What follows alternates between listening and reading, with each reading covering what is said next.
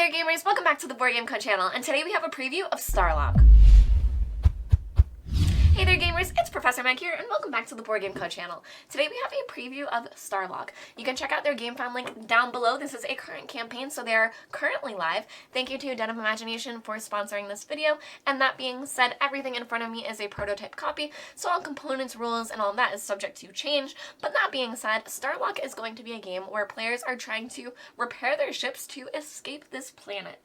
Now there are certain resources on this planet, such as crystals, which are very hard to find, or scraps, which are bits of metal and very easy to find, but you're using all of those and your wilds to fight off all of the other friends that are trying to also fix their ships and try to fix yours first, because the first ship to leave the planet is going to be the one to win.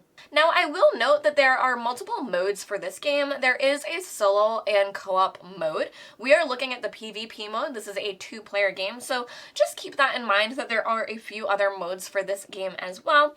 And in front of us we only have 1-player dashboard set up for the sake of you being able to see everything. So this is the general play area where this map will be made up from a map guide. You have a map guide depending on the number of players and what you want to be doing. There's a whole bunch of suggested maps for you, but there are also rules for making your own map, which you're also able to do if that's something you'd like to do. Then when you're starting the game, you will pick your starting faction. Here we have these Savage Mothers in front of us, and this is going to be the factions that not only determine the ship that you are trying to repair, but it's also the different units that you will have available to you. Now in the game, there are 5 units for each of these different factions, but you only start with 3 in play. So you have to be very strategic with which ones you choose to start off with in play, because it will cost you water to summon more of them to the board, so you need to be able to get around and pick up those different things. Now, players are all going to be trying to restore their ships, and they are going to have 6 different days to do this, going through 3 different phases of the day. Now with this dial tracker here, we are going to have 3 different phases during daytime and then 1 night phase. So it's 4 phases per day, and the 3 different phases in the beginning, which will be dawn, afternoon, and evening, players will have action points for their units and they'll be able to do things, and then a night phase will trigger before the next day starts. Now players are going to have maneuvers that they're able to do on their turns as the player themselves. So not necessarily your units, but decisions that you're making as the player, but on top of that, you'll be able to activate 1 unit per turn and use all of their available action points to take actions for them. Now as you can see here, we have 3 versus 3 because that's how you would start the game, but since units can die and they can also be rehired, then the number of units would change, meaning that every turn everyone would get a turn with one of their units, and then you would take another turn with all of your units until everyone has used all of their available units. Now you can see that there are 3 and 3 units here on the board, both for the green player and the blue player, and that's because at the beginning of the game you start with those 3 units, but units can die as well as being rehired, so the blue team could have 5 on the board at this moment, and the green team could have even 2. So with that, they would have a different number of units they're able to activate during each phase. These phases, the units are going to get their action points back, so the number of units you have will determine how many turns you'll be able to take per phase, activating 1 unit per turn. Now, taking a look at our units over here, as I said, they have different action points. So our runner only has 1, but our brute and thief both have 2. And they also have both the damage that they would deal if they were in a melee attack, but if you are able to add certain things to them, for example, our thief here now has a laser blaster attached. He is able to not only shoot from 1 range away, but also do 2 damage instead of the 1 damage that their physical attack would do.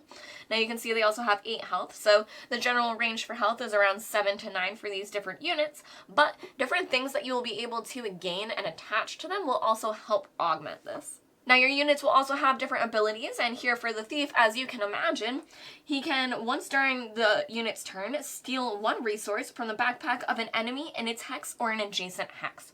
Now the backpack is the number of items that they're able to hold when they are picking them up from this board. When a unit moves over them, it is a free action to collect the resources, And if you're ever at capacity with your backpack, you can choose which resources to drop on the spot that you're on. But here you can see that our thief has 5, so he is able to hold a lot in his backpack. However, our brute over here only is able to hold 3 in their backpack, and they currently have 2 waters and a scrap, so they are only able to hold those 3 things. Now, the scrap is the easiest to get in the game and, you know, like the least important, so that is something that they would perhaps drop to pick up a crystal if there was a crystal around them. Now, the actions that you are going to be able to do with your units with these different action points are going to be moving. It would cost 1 action point to move to one spot. It's also an action point to attack. So if you are within the same spot as an opponent and you don't have a weapon, you are able to attack them, but you would need to be in the same spot. However, if you do have, for example, our thief, if they are at range 1 from this person, they are able to still shoot them from there, being a bit safer, and also able to move back to their base a bit faster, being the thief, where they may want to grab resources and run back to here. Another thing you're able to spend your action points on is swapping. So you are able to swap equipment among units. You are able to do this for free at your base, but the unit that is doing the swapping would have to spend an action point of doing it somewhere other than the base. Now finally, you're able to just draw discovery cards, which is what this deck over here is. Discovery cards are going to be cards that are able to play throughout the game, where they're either people that you are able to hire or different machines, and for 2 action points you can draw a discovery card. Now this is a great time to mention the different upgrades for our ship, because as you are fixing your ship, you will not only make you closer to the victory because you are trying to fix it completely to be able to leave, everything that you fix will give you an additional ability, making you stronger throughout the game. So for example, the radio station here would cost 3 crystals, and we only currently have 2, but it would cost 3 crystals to be able to repair, and then once doing so, this would be flipped over to show that it is a repaired module, and it would have this ability, which is when performing the discovery action, you draw 2 cards and choose one to keep and discard the second one, meaning that this action is a lot better, especially when you're spending your action points for it once you are able to upgrade the radio station. Now looking at other things, you have the spaceship hatch, which I would love to talk about next. So something that I did not tell you about yet is that you're able to steal your opponent's ships. So you're trying to fix your ship, you're definitely working on it, but someone might notice how much hard work you're doing. So you are able to steal someone's ship and take off with it if everything in it is repaired, and if you are in that base, you're able to repair that ship so you can kind of get the last pieces done. But the spaceship hatch is going to make it so enemies can't enter your base anymore. It's very important, that way no one can steal your ship. In a 2-player game, it's very tactical and head-to-head where you're planning a lot more, but in a 3- and 4-player game, it can be pretty easy for someone to try to sneak up and steal your ship, so that hatch is very important. Going through our other actions, we also have one here which is going to let your units make a free move action, and this is one where you can see there's a slider toggle, so you would slide this over to show that it was used. You also have the medical module, which is going to allow you to heal. You have automatic battle cannons, which is going to allow you to shoot at 2 range at different enemies. And you also have a water purifier, making your water access a bit easier, because water is what you are going to need not only to heal, but also to hire in your other units. Now, just to go over the different hexes that you see here, any of the ones that have a number means that it generates that resource. So every round it's going to generate a resource that is, you know, what's depicted, showing here 1 water, here is 2 scrap, here is 1 crystal, etc. So all of those are always going to be replenishing, making all of these resources more available to players. Now the other spots on the board is going to be over here, where you are able to buy equipment.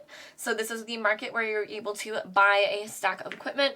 These are all determined, so you're picking exactly what you want, and that's where you can see where we got our gun as well as our armor, which our brute is wearing, giving him additional health.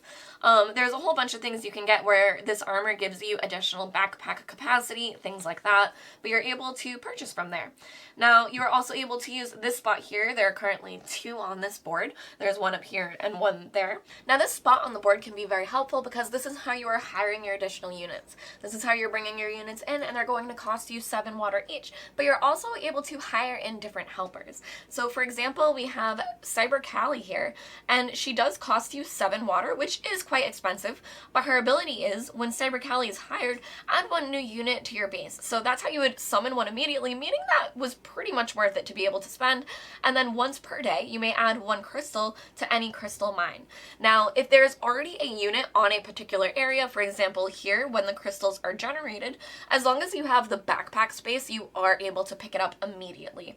So that's a way that you would be able to add a crystal somewhere where you hopefully have a unit and gain it immediately. So you can see from these discovery cards, these are what is going to really change the pace of play of the game. They are going to spend you those action points to be able to gather them, and you will be getting them in between each day. Here you can see 1 card, 1, 2, 2, and 3, depending on the round that you're playing. So you will be getting some more discovery cards, but these are going to be how you are really moving throughout the game, using your base actions, trying to repair your ship, and then using these to interact with other things. So for example, another one here we have is stranglers.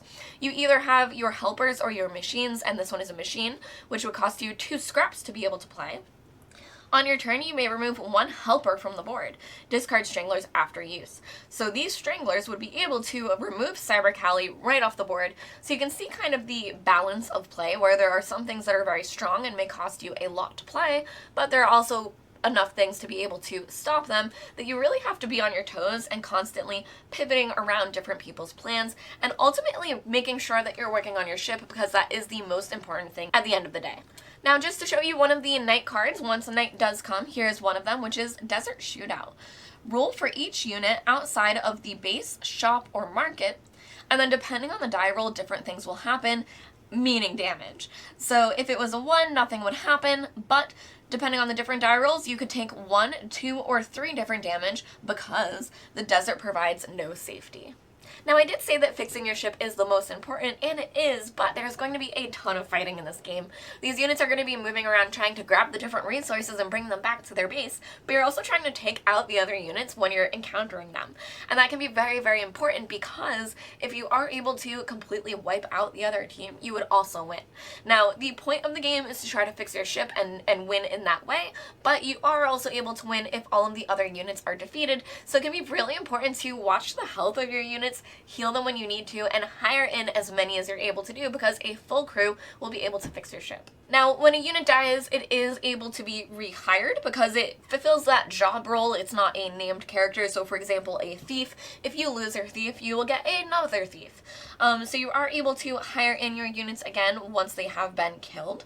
But if you're ever at only 2 units, you will get additional action points, and even 1 unit you'll get additional action points, but then you are at a penalty that you are not able to hire because no one wants to join a team of 1. So managing your units and how many you have is going to be extremely important, because the more that you have on the board, as I said, the more number of actions you'll be able to take, because if you have 4 and everyone else has 3, you are taking 3 extra actions every single time between the different phases. Overall, Starlock is going to be a game that provides a ton to the players. You get all of these beautiful resources that you are scooping up and grabbing back to bring back to your base, but you also are getting these discovery cards, which are really going to change the game.